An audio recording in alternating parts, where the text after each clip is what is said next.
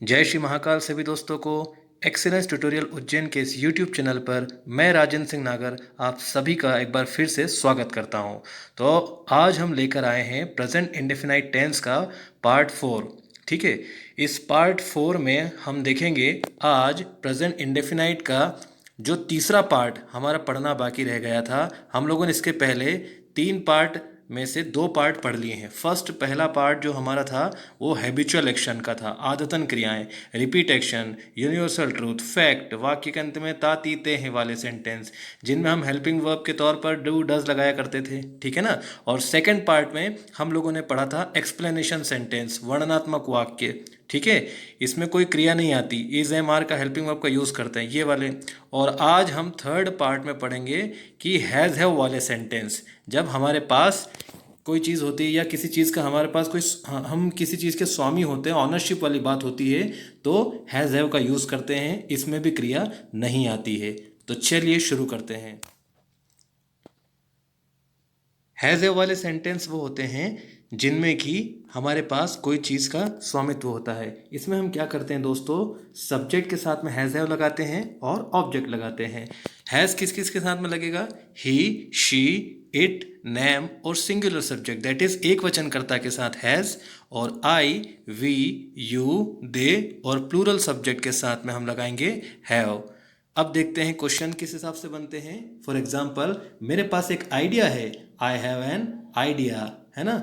उसे सिर दर्द है, शी हैज़ हेडेक। अच्छा, उसे सिर दर्द है का मतलब यही हुआ कि उसके पास सिर दर्द है, लेकिन हम लोग ऐसा नहीं बोलते हैं कि उसके पास सिर दर्द है। हम ऐसा नहीं बोलेंगे, हम ऐसा बोलेंगे क्योंकि इंग्लिश कैसी लैंग्वेज है, फील करने वाली लैंग्वेज। आपको फील करना पड़ेगा, है ना, आपको महसूस करना पड़ेगा। ठीक है, तो उसे सिर दर्द है को बोलेंगे हम शी हैज़ हेडेक। लड़कों के पास एक किताब है, बॉयज हैव अ बुक। अब देखिए यहाँ पर लड़कों, बहुत सारे लड़के हैं ना, मतलब बहुवचन, that is plural.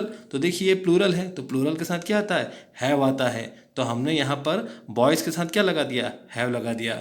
Boys have a book, आई के साथ हैव लगाया, क्यों, क्योंकि आई के साथ में हैव आता है।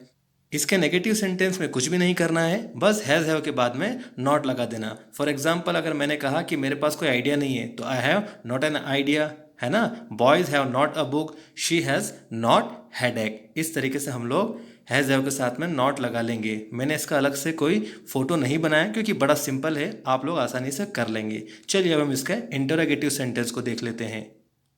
प्रश्नवाचक वाक्यों में हम देखते हैं, ये बहुत ही ज़्यादा इंपॉर्टेंट है। आप लोग प्लीज़ पूरा फोकस होकर और कॉपी पेन में नोट्स बनाकर इसको अच्छे से रिवाइज करना।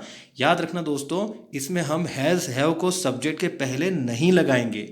हाँ, आमतौर पर ऐसा लगता है, जैसे हम लोगों ने जैसे फर्स्ट और सेकंड पार्ट में किया था ना, कि वो हैबिचुअल एक्शन वाले में और एक्सप्लेनेशन सेंटेंसेस में, कि हम लोगों ने क्या किया था, इज एम आर को सब्जेक्ट के पहले लगा दिया था, डू डज को सब्जेक्ट के पहले लगा दिया था। लेकिन यहाँ पर हम हैज़ हैव को सब्जेक्ट के पहले नहीं लगाएंगे।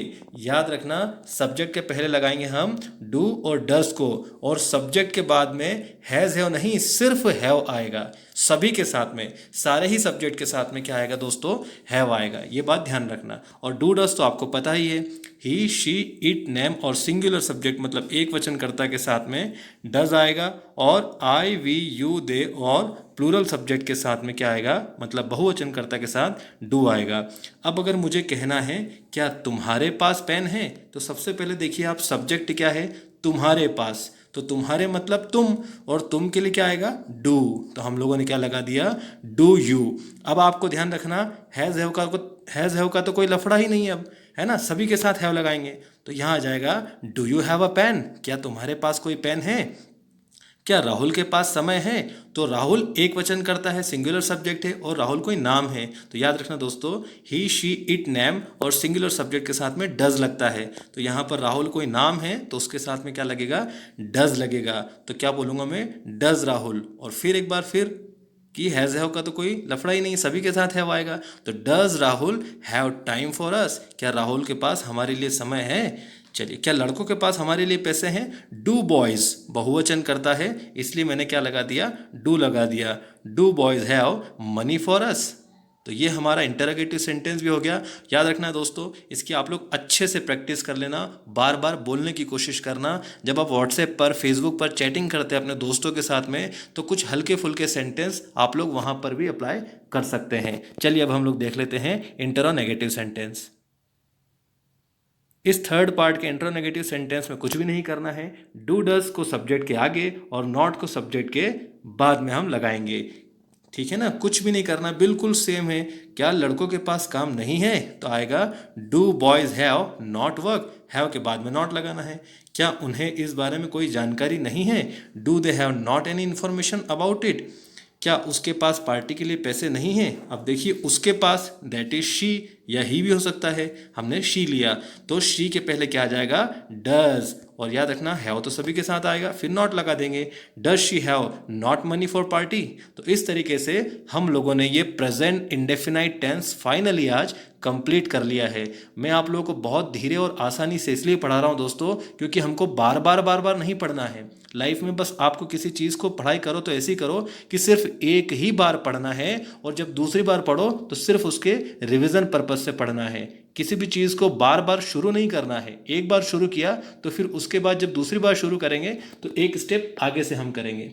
चलिए फिर ठीक है, मिलते हैं हम अगले वीडियो में प्रेजेंट कंटिन्यूअस टेंस में। तब तक के लिए आप लोग अच्छे से प्रैक्टिस करते रहें और चैनल को सब्सक्राइब ज़रूर करें। Thanks to all of you. जय श्री महाकाल सभी को।